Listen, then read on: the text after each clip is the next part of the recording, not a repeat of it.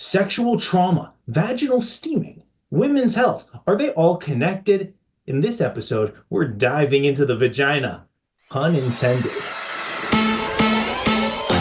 Welcome to Rocket City Momentum, where we capture the energy of Huntsville. Each week, we're diving into the coolest stories, hottest trends, and exploring the unique neighborhoods that make our city shine. From inspiring conversations with local trailblazers to uncovering hidden gems, we're here to celebrate what makes Rocket City so special. So buckle up, Rocket City. It's time to feel the momentum. What comes to mind when you hear the term women's health? Is it reproductive health, hormones, or something deeper? We hit the streets to find out. What's the first thing you think of when I say women's health?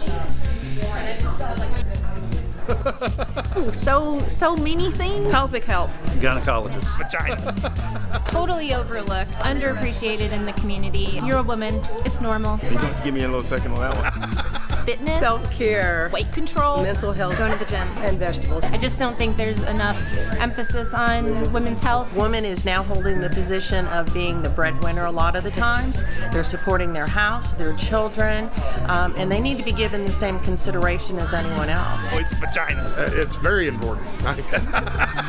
Today, we're diving into women's health. Beyond what you generally would hear at your doctor's office, we're talking about the real, often hidden struggles that women face. Things like the effects of sexual trauma on health.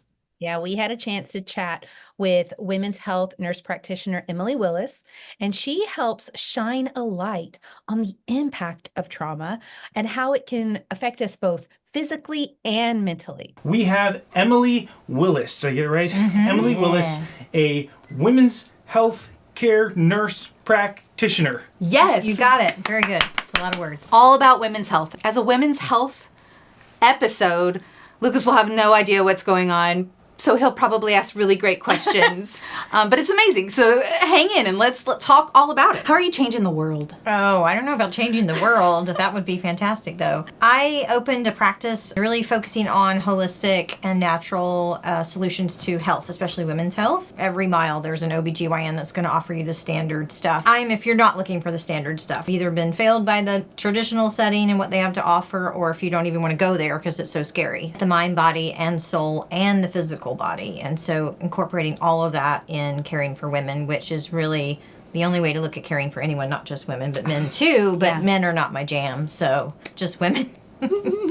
Only vaginas. Yeah. Yeah, sorry. Sorry, that's what You don't have that's the what right today parts. is. I don't have the right parts. I But don't you know qualify. women, so it's all good. Okay, what is traditional and what is holistic? Traditional would be prescriptions or surgery. Ablations. You know, that's the solution. You have What's a problem. ablation? Oh Oh, gosh. good. That's a good question. It's a surgical option for women that have really heavy cycles. Where they burn the whole inside of your Uterus lining Uterus. off. They burn it? Yeah. Yes, he's like Can you that. imagine? I can't imagine. Can you He's like, that imagine doesn't having sound fun. things burned in your body? Like, that just sounds, that's crazy. Yeah, so the There's got to be solutions... better solutions. Exactly. So the solutions, they are basically like, you have a problem, let's cut it, burn it out, whatever, or give you, prescribe tons of medication, Which will have 12 other which side will have effects. 1,000 side effects and not really fix anything. Versus what I do, where I'm looking at, yes, the physical is important, but we need to look at, how's your emotional life? How's your mental health? Are you sleeping? How are you in your relationships, with work, with partners, spiritual aspects? I mean, everything that makes us a person versus just what's going to show up on a lab test or something they can take a picture of in surgery. So that's the big difference, is looking at the whole person. Oh my gosh, so here's one of my favorite things. Your blood test came back and everything's in normal range. So bye. See you next year. Right. So go suffer. We have nothing to offer you. And you're like... Yeah, and that's because so much of what we get our physical symptoms from is not going to show up on a test. Right. Like maybe someone is like never sleeping, or maybe someone is in an abusive relationship and that's why they're manifesting certain physical problems. That's not going to show up on like a blood test or show up on an ultrasound. In my line of work, since I'm so specific to women and gynecology, history of sexual trauma and abuse and things like that really play a role in problems like endometriosis and cycles that are really painful or infertility, and that's not going to show up on something they can. So your vitamin D. Sexual trauma can have an impact on cycle. Yes. Obviously, like I don't have any information, very little information about it, no personal experience, except like the women in my life that I hear about. You've been around them a lot. Yeah, but I don't have a period, right? That doesn't happen for me. To think a solution of like burning the inside It's of gonna fix that. an organ in your body, right? Wouldn't you be thinking hormonal balancing before you go to that? There's a quote by Wim Hof that says we store our issues in our tissues. And so especially when you have trauma, something against your will in that area, you're going to store that trauma there. And so that's where we get off the I can't find this on a lab test sort of thing. Yeah. But a lot of the women that come to me have done all the traditional care, the surgeries and the medications and all the things they've offered them, and nothing's worked. And then they come to me and I ask those questions like, well, have you ever experienced anything like that? Yeah. Oh, yeah, well, actually I have. And so to think that has nothing... That's what I was thinking. I was like, this has got to be a high number. It's astronomical. It is. Like 9 out of 10 women that see me I've experienced some form of sexual trauma. some kind of sexual trauma. So like rape, incest, molestation. It could have been felt like they were really pressured and had to have an abortion. Even feeling like really pressured into intercourse. Or really exactly. pressured Here in into- the South, there's a lot of that pressure from religion too. And so that Yes. suppression of women being able to like speak their mind and be independent and having a voice, I think is much more predominant here in Alabama because of where we live. Right. You have to be a good girl and do And you're what... quiet. Yeah, and you're quiet. And you're not sexual and you don't talk about it and you wait till you're married and all the things. Oh, no. And not to say those things are necessarily bad. No, but- that's terrible. Let me be clear. If that's happening, and this resonates, if you found a way to watch a video and you're not being like, no, I'm Held serious. against your will. Like, No, this is crazy. it's so much more subtle than that. It's feeling like you So have to have pervasive. sex with someone because you flirted with them and now it's too far to stop things and you don't want to be that girl. Or even maybe you're married and you don't want to have sex. I mean, that used to not be a thing that you could say no to. This is You your should be able to husband, say no. It's your body, Right. right? I joke about it, like with my wife. I'm like, you have to. We're married, so you have to. Well, you like, joke, but other guys that's are a not real joking. That is a real person somewhere that actually believes that, is saying, no, you have to. We're married, so you have to. Like, I own you. Whatever own I you. want Exactly. is what you do. That's crazy. Not feeling like you had another option, and so you are forced into a hysterectomy or an ablation, or because you weren't given any other options. And all that is trauma. This is how it is. And you don't know other options. You don't know. So that's, a lot of people don't know there are other options. And I mean, a few years ago, I didn't know there were other options. You know, that's something that I've learned over time. It was not taught to me in traditional school at all. The reason I got on this path was I had a chronic health problem for about 15 years now. And I did all the traditional stuff like the surgery and the drugs and, whatever they offered, I did it. You did it, yeah. And none of it worked. And they couldn't find anything wrong with me on paper. And so it wasn't until I started to go down these more natural alternative rabbit holes that I actually got better. And so then that was my aha moment, like, oh, there is more to just giving somebody a prescription or recommending surgery. Like, there's way more to this. And so but it took me suffering to figure it out. And that's sadly what happens a lot with my patients, is I've been suffering for years and like, what do I have to lose? I'll just go see Emily. I don't know what else to do. Well, like when someone is in pain, they become more willing to try things. Your positioning is not mainstream. In other countries, it is. Well, A not lot of here. what I do in Ma'am, other this countries is Alabama. totally normal. Okay, you need to slow down. Other countries. I know. Okay, you need to Wow, calm down. there's a I've been country to other outside of countries and Alabama. taken- But because of that, it's not a first place Or if to it's look not at. covered by Blue Cross Blue Shield, then That's it has another no good point. value. Right. Oh, then it must not work. They Right. It don't must not cover be it. real health care. Even if that wasn't the perception of it, if it's not covered by insurance, this is now an out-of-pocket cost, And I don't that's have not always that. an option. And I can't pour that into me. Women are really bad about that. If it was for their child, you better believe they're coming up with that money. Well, they pour it into their appearance. They'll get their hair done and their nails and Ouch. all. Dana. I mean, I like to do Dana. those things too, but my health is more important just painting up the outside making me look pretty. If I'm like dying inside and I feel horrible, that's not really the place to put your money. That hits. How much does it cost to go and get your roots redone? $200, $300, and then I hear someone just the other day, they were like, "Well, it's $250 for that appointment," and I just don't have that. You literally do your nails like every week. Yeah, really? Okay. Well, I mean, and again, like that's their journey and their choice. There's for a lot of also us. Cultural negative stigma to anything that you would consider like hoo-hoo, like this is... You say hoo-hoo, it's woo. Woo-woo. It's Well, I was going to say hoo-ha, but I think that's like a literally, colloquialism that's for totally vagina. different. So yes, this is woo-woo This is for you. woo-woo for your hoo-ha. It is woo-woo about the hoo-ha, but That's what we're going to title this episode. Get it together, Dana. You're Okay, amazing. so I want you to talk about that. Let's talk about why is it seen as woo-woo, and how can we change that perception? I have a grandmother that's still alive who's 97 next month. And I would say her generation was probably the last one where some of that was... Right. That's like that was starting to be the turning point. Because like for my dad who's in his 70s, we were already into like, just go get your prescription. I find like it's almost formula for babies kind of aligns with it. Like when I was younger, I almost feel like it was healthier because the formula was going to give you all the things that you needed. Right, that your mother can't give and you.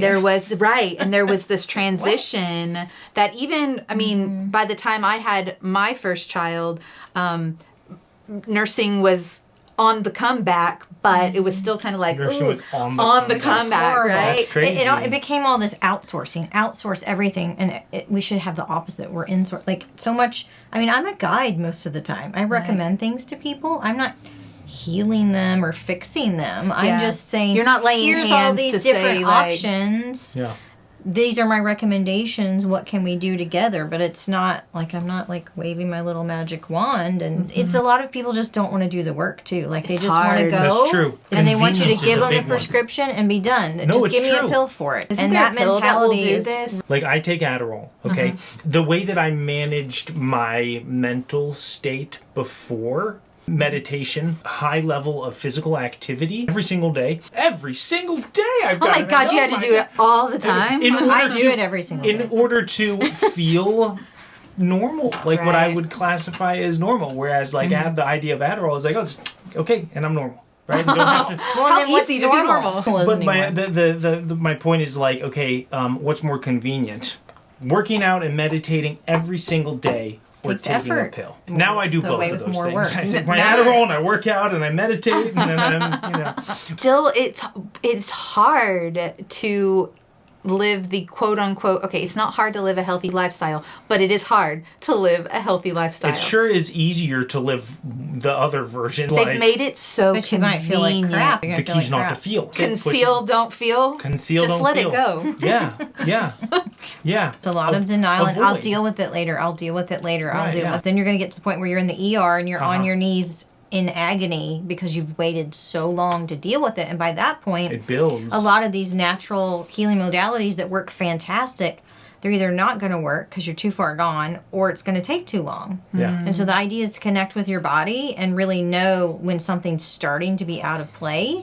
Not, oh, you know what? Now that I think about it, like 5 years ago, I started to notice a difference in my cycle or whatever. Well, 5 years ago is when you needed to start working on it. So let's talk about normal versus common. Oh, is that normal or is that common? Oh, that's normal means that's not a problem. Low energy when you're getting into your 40s. No libido past, like, I don't know, 35. Your cycles are Sudden- horrible and you miss work. You can't get pregnant. Oh, that happens a lot. Oh, that's normal, right? Oh, that's normal. Oh, yeah, It's everybody normal. does that. That's normal. That's normal. That's It's not normal. Normal really should be like, that is something that you should expect from your body, right? Common Right. means that our lifestyles are leading a lot of people to experience those same similar symptoms. We're going to the spiritual realm here, so we're all unique. You're unique, I'm unique. We're all unique, right? Plants, anything living, same thing. So it's that essence or soul of the plant that you're working with. So we're working on that energetic level. So if you're familiar with Reiki, energy work, and things like that, that's in the same realm as this. I'm going to synthesize this. You're extracting souls from flowers. Well, it's into the jars. essence. It's the essence of of the plant. So it's water based, whereas essential oils are oil based. Okay. You ingest them typically, but you can put them on the skin. You can put them in a bath, what have you. But they are made to make this like really simple. So you would go out and like say pick a flower. I don't know, any flower, and you put it in water and you put it in a bowl in the sun for a certain amount of time, and that essence will go into the water, Kinda seep and that's into the it. water, the essence that you then preserve.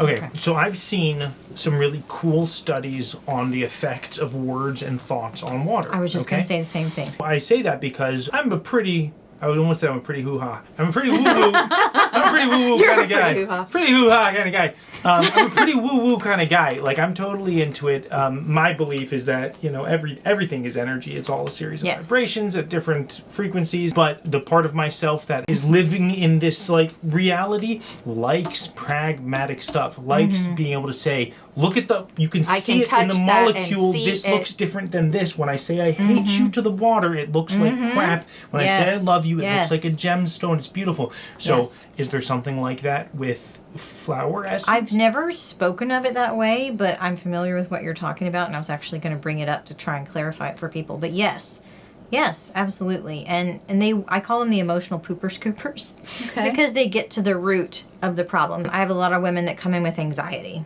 And anxiety wreaks havoc on the hormones, on the physical level, but it also has to do with trauma and all these other more energetic components to it, right? So a traditional office, you're going to go in and say, hey, I have anxiety, I can't sleep, I have panic attacks.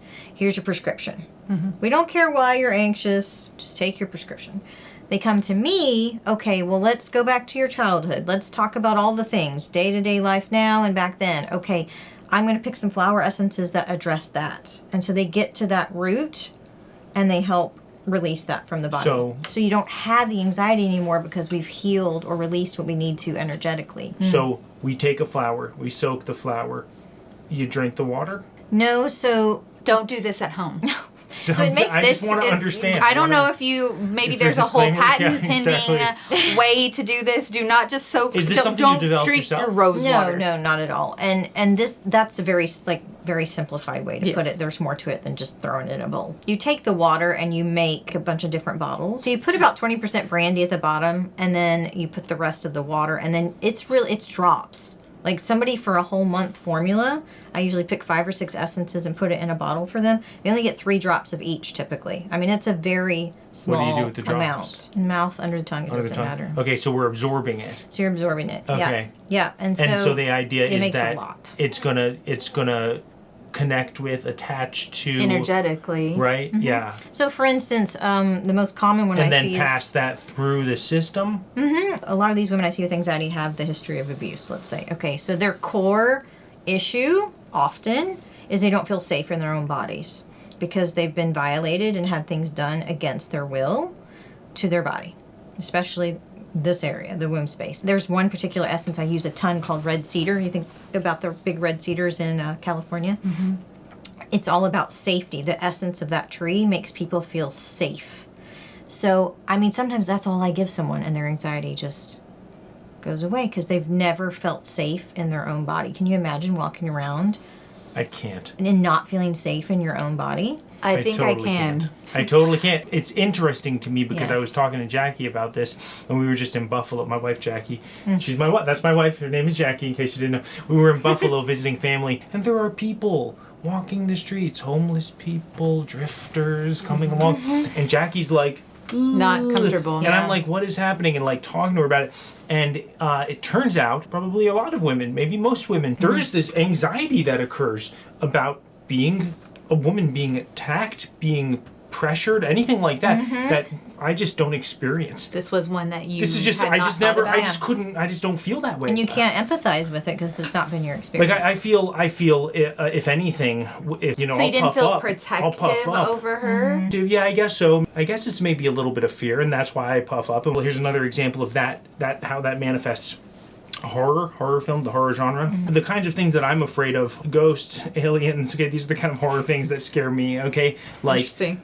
what is going Not on? a man chasing you with a chainsaw? No, it's not something, but That for would scare Jackie, me. someone breaking into a home invasion, those kind of things, she can't watch that kind of stuff. She can't watch it. It's terrifying. Because if she ever has to be home alone, And that could happen, then what do I do? What do I do? it's not safe. yeah, I get it. I don't watch any kind of scary movies really at all I don't because either. I know that my husband travels, and when he's away, like, I mean, I feel so much safer when he's there, but if he's away, I'm like we got a whole alarm system installed that I only use while he's gone. Yeah. Right? But so then it's for real. bring it down to a person who, let's say, they were sexually abused as a young child. And they don't even How know much more it's still intense is affecting that them. fear? Like, Yeah. from a very, like, that's what they grew up in, was that kind of environment. Right. I mean, there's a core belief in place, boom, that something's going to You happen. don't matter, and you do what I say. Yeah. Right. Yeah. Yeah. Yeah, and you can't And trust. and use all kinds of- like I can think of people like that in my life who walk around with this and they don't even know that is running running the show their for them. decisions, Yes. What, running their- 90% of our what we operate on is subconscious. Yeah. 90%. Because we're filtering everything and all of that is being done behind the scenes, right? It's been proven, like, time and time again, like, we operate on how we were programmed as kids, like Right. what our experience was as a child. And Yeah, so, yeah. like, oh, that was a long time ago, my life's great now. Well, it's still there. That could be the case if you've done the work to process. But most people don't. But even Right. if you have, I've done quite, I would say it's a lot. I mean, whatever. I've considered a lot Years of stuff. of work, right? Lots of, Yeah. years of work, and I've confronted all sorts of things, experiences, and they're not gone. It's not like, okay, now it hasn't happened. I processed that. Yeah, but now I know Right. when I'm triggered, I Yes. can generally identify which core belief is being triggered, and I can process it more quickly and get kind of like clear again. Common myth that you see, and we've talked a little bit about Yeah, we people talked a little knowing bit. that there are other options. Like that's kind of a myth. Birth control, gynecological myths, is that a word? Your cycle every month is supposed to be not painful, not horrible. Like, it's a natural process, just like menopause, just like so many things in You shouldn't life. be doubled over You shouldn't in be pain. like, my period What is this that? month. I'm just like, what? But this isn't supposed to be completely painful is this every something you're single relating month? to? No. Oh, I'm sorry. So Jackie, someone I know, someone I happen to know. In your experience Um, with cycles. ever since we've been together for 18 years, easy. Never had pain? Easy. That is I mean, normal. I mean, not that it's never Normal. been like it's not like zero, but I found it, and then someone else that I know, that I am familiar with, who had not. Somebody I'm not talking about, a whose name hoo-ha, starts with a D. No, not really. a hoo-ha that bleeds monthly. Okay. But there's a person that I know, but their cycle, it is so bad for them. Like Migraine level, like vomiting. Like they operate like a person who's in chronic pain because they are in chronic pain, which Yeah. means they're reactive, they're aggressive, they're volatile. Like I don't even Yeah. want Well, to. and that's just PMS. No. Right, and that's exact. And so, like, I not always thought normal. that was like okay because my experience with. So I with the think we need a cycles- big myth. I mean, I'm 45, and I tell people I have the best periods ever. Have Like- you always, or when? No, like, but when I did we think I did a lot of transition? work to get Yeah. it that way. And so when people come to me in their 20s and 30s and they're like, "Oh my god, I'm out. I'm in the bed a week every month and I can't go to work and I'm throwing up, it hurts so bad and like I bleed so heavy I can't leave my house," and all the things. Like, that is not normal. That's Yeah. not normal. And how could that be normal? But that's when Why would we be people meant would to say suffer that's that so much a week, normal. every yeah, month? like we Yeah. totally. Maybe somebody's watching and they're like in bed and cringing right now in pain, and they're watching. They're this watching video. this. Maybe some usable, actionable, something they can do. Ooh, What's right. something that people can do? Listen to your body and don't just accept it. First of all, Yeah. accept that it's not normal. It's gonna be okay, but it's not normal, so this is a big one I tell people. and it doesn't make you bad or anything of this. No, but this can change. The biggest thing I tell people is think of your cycle every month as like your report card for the previous month. And that's why some months, I'm failing. some months, maybe it's like, oh my gosh, this is like super horrible, way more than normal. Look back on that month and see what was different. Did you have a big fight with your husband? Did you go on vacation? Did you lose your job? Did you move? Like, what was different? It doesn't have to be that, like, Yeah. like Doesn't have to be huge. life-altering But experiences and like changing. that tend to have an impact. Or on if it. you get a period and you're like, wow, this one was like a breeze. This was so refreshing. It was fantastic. What did you do different? So dietary things? Because your maybe, body gives you feedback. Oh, I was on a vacation for a week at the beach, and this period should be great if I go by what Emily said, right? Yeah. And then it's horrible. Okay, well, what did you do on vacation? I ate out like every day. I didn't exercise at all. I didn't sleep much. We stayed up really late and I drank. And, all these things that you did different, like maybe they were relaxing in the moment. Yeah. But your body's giving you the feedback that, no, that was actually not good for us at all. Yeah. What if I just had an aha moment? Will you share? Like that my as long as it wasn't a cycles- hoo-ha moment. It- Whoa, guys! well, it definitely was a It hoo-ha was an moment. aha, It was an woo-woo, aha woo hoo-ha, woo. We're hoo-ha. talking Aha woo Hoo-ha, woo. We're hoo-ha. talking. about that. It's my aha woohoo ha. So usually I have a crippling day. I literally cannot function, and I actually did not have that the last 2 months. You need to look back and see what's different. I started working with you. Really?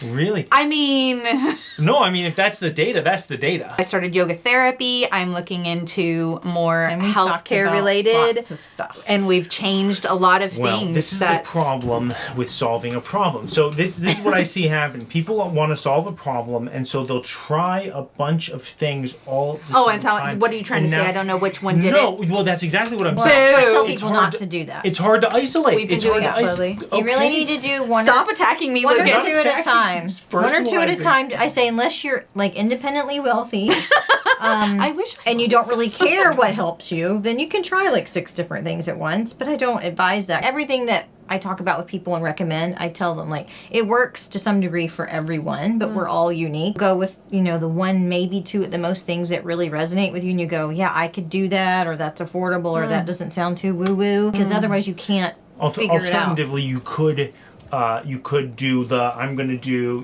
5 or 6 things that are all making sense, and then slowly add them slowly back. cull things off. Or exactly like you would say, okay, I'm now doing like yoga and working out, and I quit drinking, and like those things together seem to be working. So now I'm going to start drinking again, and like everything I'm not seems going to okay. advertise that method. I'm just saying. I don't know. This would be like- There could be something to that. it's a method.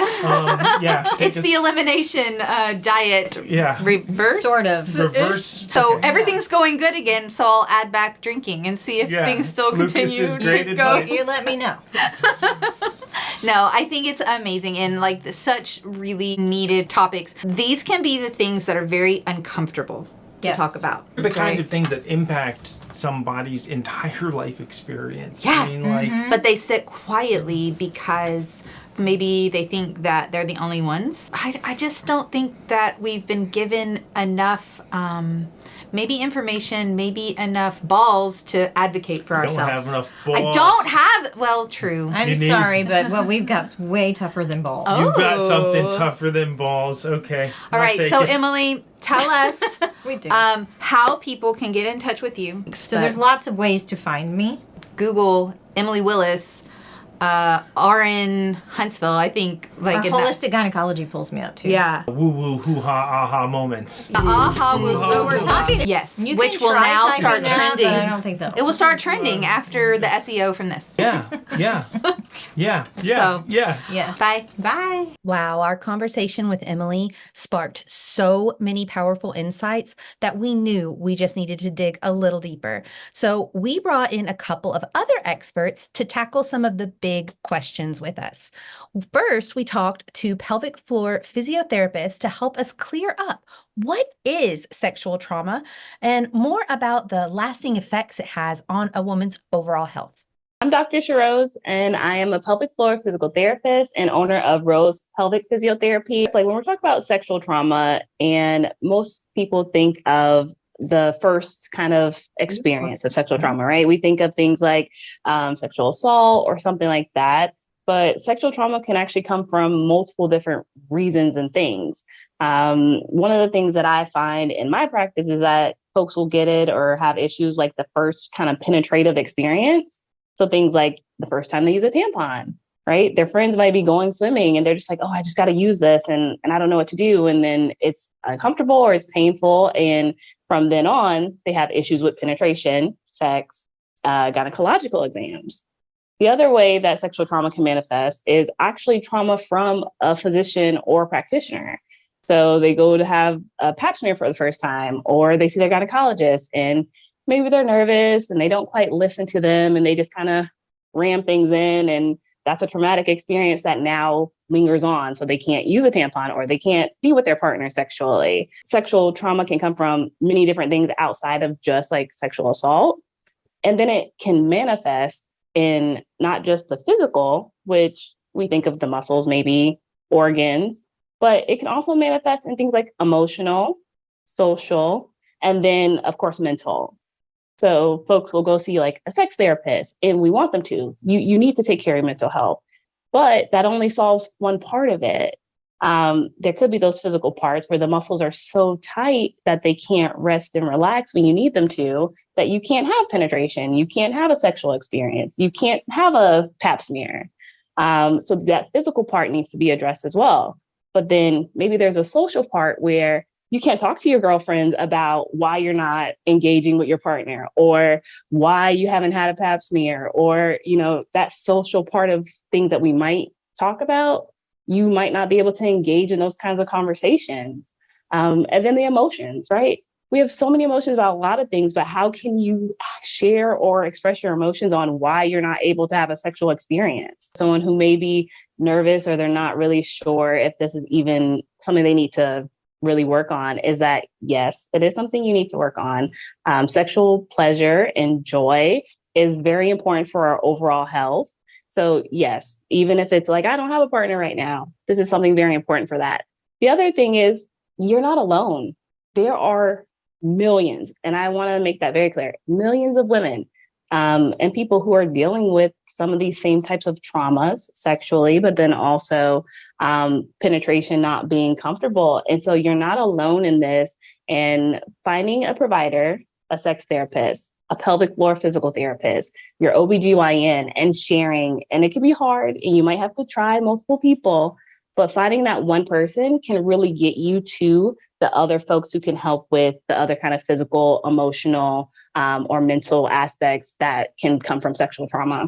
If you're not even sure if you have sexual trauma, a good way to kind of think about it is if someone touches you or you get into an intimate situation, is there some type of like recoil? You know, do you have any pains? Do you have any discomforts?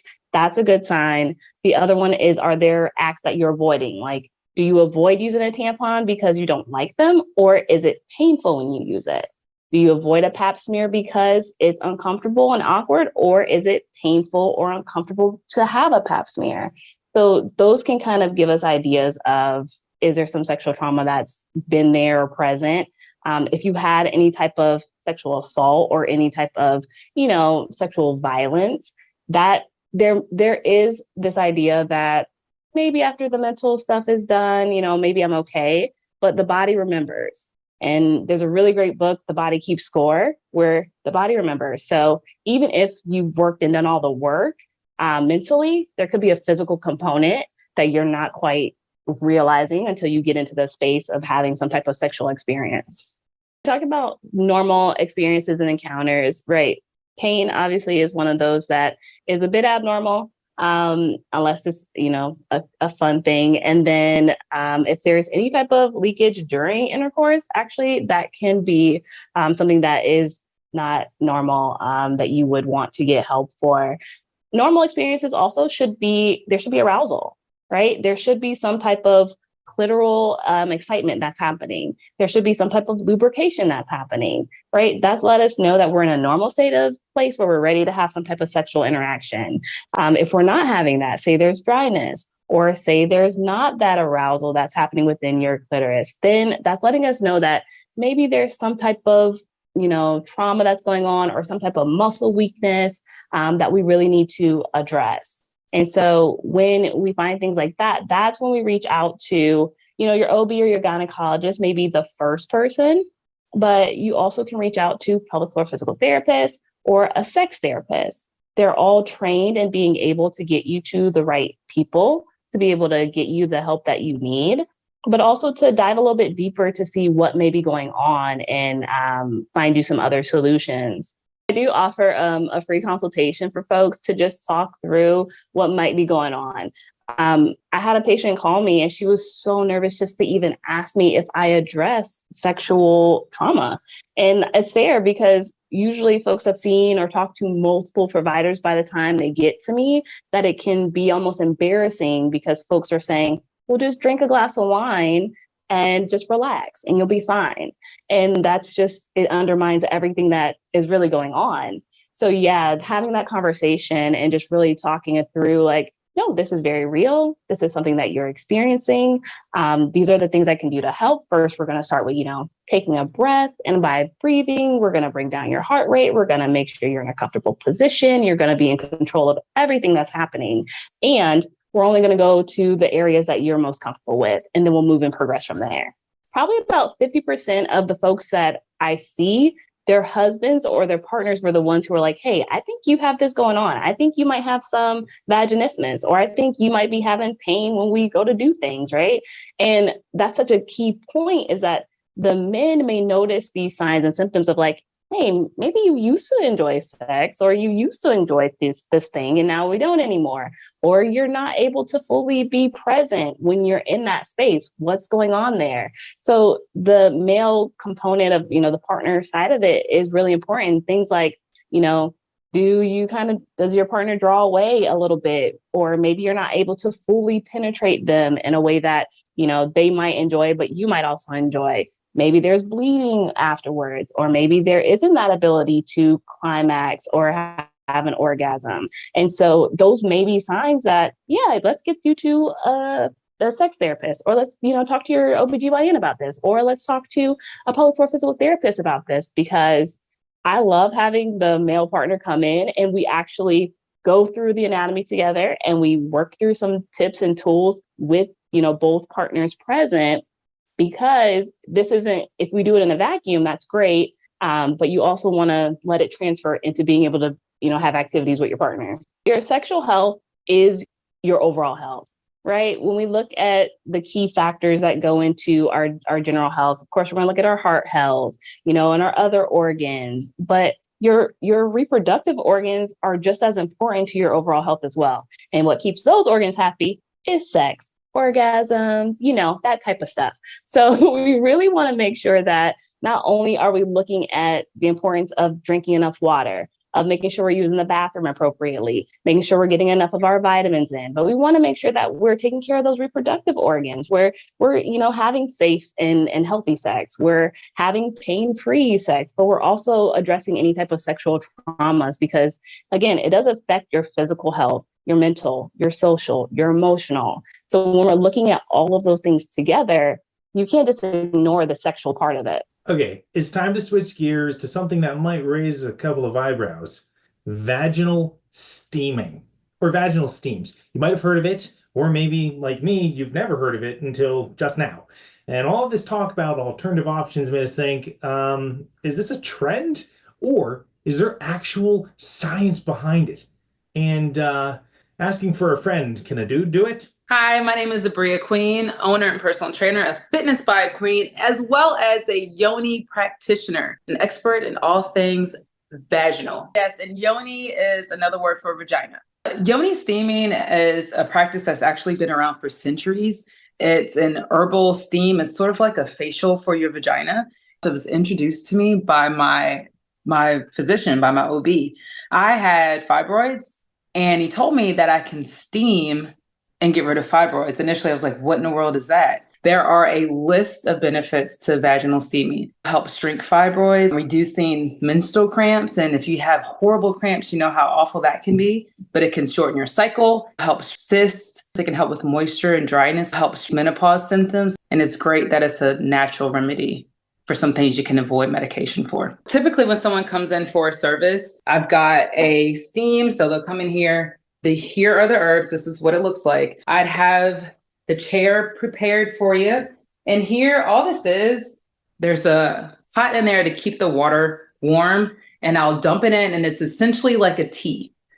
Nice, cute satin robe. You'll sit there on your throne, hopefully with some meditation music, and just relax anywhere between 20 to 30 minutes. The most common question that I get with steaming is, will it help me? And how long will I have to do it to see benefits? There's people who just want to reduce their menstrual cramping. So with that, typically it's about 3 months or so if you're steaming consistently, which is about once a month. Yoni steaming, some of the other benefits of course, are leveling out pH balance. So if you have any bacterial vaginosis, any yeast infections, the most common reason people come in for vaginal steams are people who are trying to get pregnant.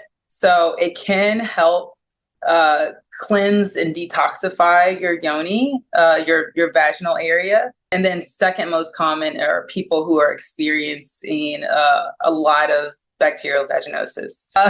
Vaginal steaming, of course, there's lots of benefits, including better sex as well. But men can come in and get steamed because it's good for their prostate. So prostate help as well. So yeah, go ahead and get the things cleansed up, guys. Get the things cleansed up, guys. So I guess the question really is, how open are you to trying something new, something like vaginal steams or flower essences? Are these the kinds of things that would spark your curiosity to go for it, or would it make you a little hesitant and thinking twice? Oh gosh. Okay, so drop a comment below. Let us know. We're all about exploring fresh ideas for health and wellness. So in fact, we have an episode coming up later this season that is all about alternative health options. And don't forget, next week we have a bye week. But we're really excited because we're sharing some of the full, completely uncut interviews from previous episodes. So if you've seen a previous episode and you were like, but I want to know more, now's the time. You can dive deeper into these conversations. So get ready for those. Yeah, some of those conversations were pretty long and we cut them down. So I'm excited to share those. So we're going to be back in 2 weeks with episode 5, where we're going to jump into all the exciting things that Huntsville has to offer for fall break and maybe helping you plan a little staycation. If you guys are loving these episodes, if you got value from it, make sure you hit that like button and subscribe. And of course, share it with somebody who might get value from the media that we're putting out. We appreciate your support. Thanks for watching, and we will see you guys next time.